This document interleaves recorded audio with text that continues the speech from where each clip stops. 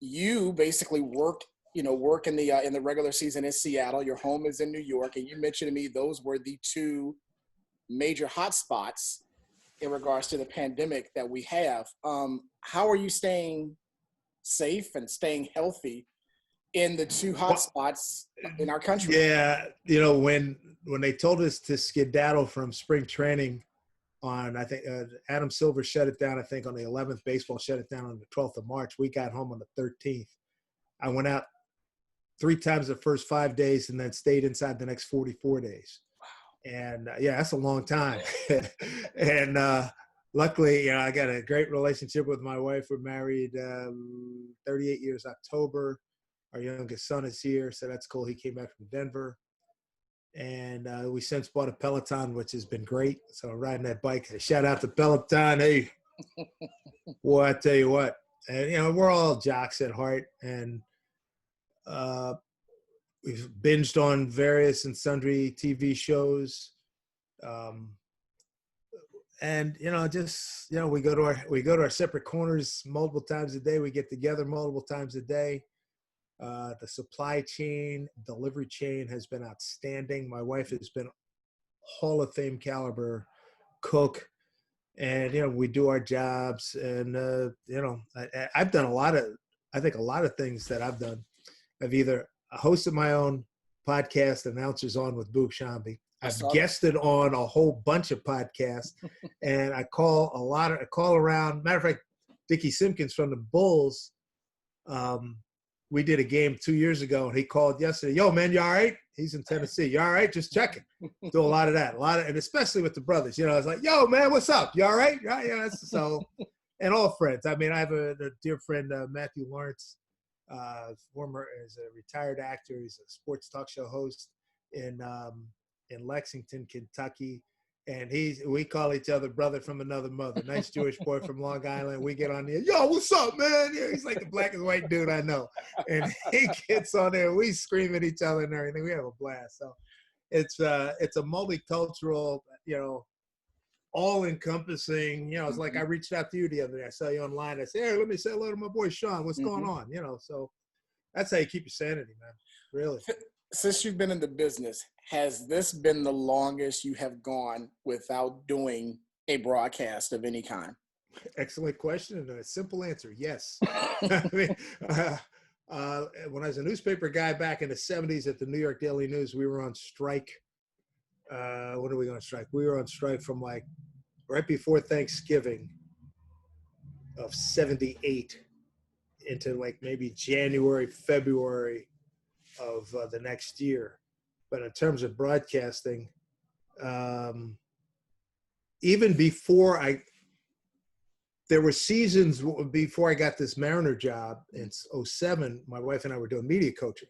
So I went to football and basketball, I did play-by-play football, basketball. Then I would go most of the summer without broadcasting, but we were teaching. We were doing media seminars at the Power 5 conferences, how important the media is, how to deal with the media, how do you make it working for yourself. So that was it.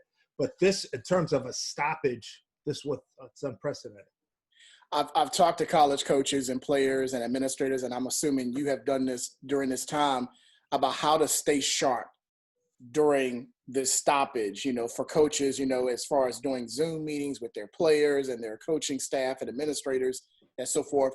So as a sports announcer, when you can't do a game, how do you stay sharp? How do you, let's say when it resumes, how do you keep this material or new material ready when the Mariners restart? Well, it's a constant preparation. I mean, and this, it's 24/7. People say, well, I remember one time I did a fill-in job at ESPN Radio in New York, and the show was at 7 o'clock. I got there at like 6 o'clock. Well, you didn't prep. I said, you didn't see me the previous 24, 48 hours working my butt off online, watching stuff on the team. Don't give me that nonsense. So it's a constant prep. I'm online most of the day. I should be reading. I got a bunch of books I should be reading, but I stay current by staying online. And like I said, I call around, talk to some of my guys. What's going on? What do you know? And there's, on ESPN on TV, there's nothing to report except, reacts to The Last Dance, which has been phenomenal, but that's a whole nother discussion. But what I did do early on was I went back to like go on YouTube, which is just an unbelievable wealth of information. And I went back, I found Mariner highlights, and I critiqued myself. I went back. There's a treasure trove of radio broadcasts from the 50s. Vince Scully's one of my heroes. I talk to him, once or twice a year, call him on his birthday. I'll go back and listen to some of his games. I'll listen to some of the historic moments in baseball in the 50s that I certainly know from studying or have lived through. And just sort of like, hey, maybe there's something stylistically that this guy did. Maybe I can incorporate it into my game, that kind of thing. Just like any kind of athletic endeavor.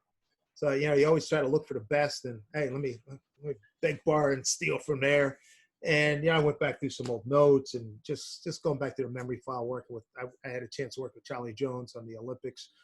He was a track and field announcer. I did track and field. I was a reporter. He'd throw it down to me and interview Ben Johnson and Carl Lewis and all those guys. I looked at some of those tapes. So basically, it's just that refresher in that regard. Mm-hmm. How often do you talk with your TV crew with the Mariners?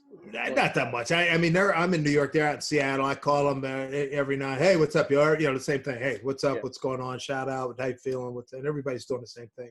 And here in New York, I mean, it's a big deal. I told somebody, I said that especially during this 44 days where I stayed in, the highlight of my day, I had to put on a mask, put on my glasses, put on my baseball cap, put on my gloves, and then go down to get the mail, talk to the doorman, yo, my man, what's happening?